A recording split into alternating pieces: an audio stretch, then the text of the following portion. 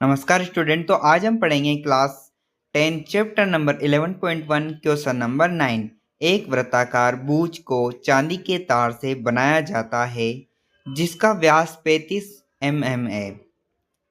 तार को वृत्त के 5 व्यासों को बनाने में प्रयुक्त किया गया है जो उसे 10 बराबर त्रिज्यखंडों में विभाजित करता है जैसा कि आकृति 11.9 में दर्शाया गया है। तो ज्ञात कीजिए।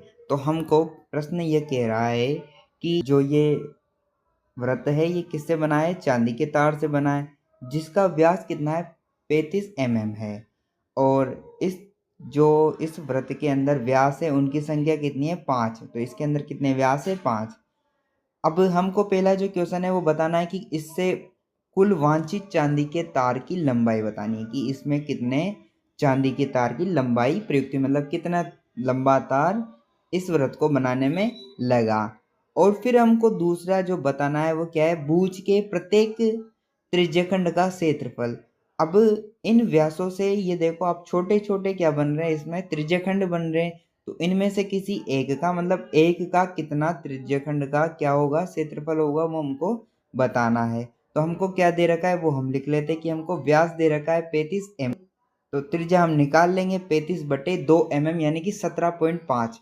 अब हम यहाँ पर क्या है, त्रिज्या को 35.2 ही रखेंगे ताकि क्या है हमको काटने में आसानी हो। तो हमको सबसे पहला क्वेश्चन ज्ञात करना है कुल वांछित चांदी के तार की लंबाई। अब तार का जो उपयोग किया है वो क्या क्या किया है हमने? कुल परिधि की है एक तो, और एक क्या किया है? 5 व्यासों के लिए किया है। मतलब हमने तार का प्रयोग किस को बनाने के लिए किया है कि एक तो परिधि बनाने के लिए किया है, और जो 5 व्यास रखे हैं उसमें हमने चांदी के तारों का प्रयोग किया है। तो अगर हम परिधि को और पांचों व्यासों को जोड़ दे तो हमारे पास क्या आ जाएगी? कुल लंबाई आ जाएगी। तो हम परिधि और व्यास पता कर लेंगे भाई इनकी लंबाई कितनी है। तो पहले परिधि की ज्ञात कर लेते। तो वर्त की परिधि के लिए है 2πr।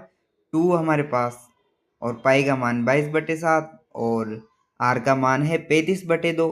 अब देखो मैंने 35/2 इसलिए रखा क्योंकि 17.5 रखते तो कटते नहीं, और यहाँ पर 35/2 रखने पर 7 से 35 कट जाएगा 5 बार, और 2 से 2 कट जाएगा, यानी कि 22 को 5 से गुणा किया तो कितना आ गया? 110 आ गया। ये तो आ गई हमारे पास परिधि। अब हमको ज्ञात करना है 5 व्यासों के लिए। तो 5 व्यास के लिए कैसे ज्ञात करेंगे कि एक व्यास की लंबाई है कितनी? 35 mm जो हमको दे रखी है। तो 5 व्यास की लंबाई कितनी हो जाएगी? 175 mm। तब तार की कुल लंबाई क्या हो जाएगी? अब वृत्त की जो परिधि है और जो पांचों तारों की लंबाई है ये इन दोनों को जोड़ देंगे तो तार की कुल लंबाई आएगी? नहीं आएगी? आ जाएगी। तो 175 प्लस 110 कितना हो जाएगा? 285 mm। तो तार की कुल लंबाई कितनी आ गई? 285 mm। अब हमको पता करना है कि इनमें से किसी एक त्रिज्यखंड का क्षेत्रफल कितना होगा। तो 10 बराबर त्रिज्यखंड का क्षेत्रफल हमको ज्ञात करना है। तो कैसे ज्ञात करेंगे? जितना भी क्षेत्रफल है उसके कितने भाग हो रहे हैं? 10 भाग हो रहे हैं। हमको कितना भाग निकालना है? 1। तो 10 भाग में से 1 निकालना है। तो वृत्त के क्षेत्रफल में अगर अपन 10 का भाग लगा देंगे तो एक त्रिज्यखंड का क्षेत्रफल आ जाएगा। तो वृत्त का क्षेत्रफल πr², और हमारे पास कितने त्रिज्यखंड है? 10। तो 10 का भाग लगा दिया। पाई का मान 22/7, आर का मान 35/2, तो 35/2 का स्क्वायर बटे 10।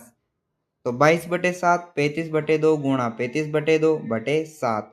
अब देखो 7 से 35 कट गए और 2 से 22 कट गए, तो हमारे पास क्या क्या बचा? 11 गुणा 5 35/2 गुणा 10। तो क्या हो जाएगा? बराबर में 11 गुणा 35/4 बराबर कितना जाएगा? 96.25।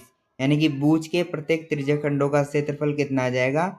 96.25 mm²।